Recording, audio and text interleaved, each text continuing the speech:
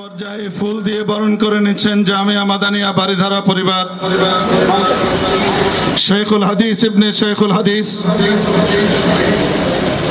এই বাংলার অন্যতম সিংহ পুরুষ এবং ভবিষ্যৎ রাহবার ও সিপাহ সালার শেখুল হাদিস হযরত আল্লামা মামুনুল হক সাহেব দামাত বারাকাতুহুমকে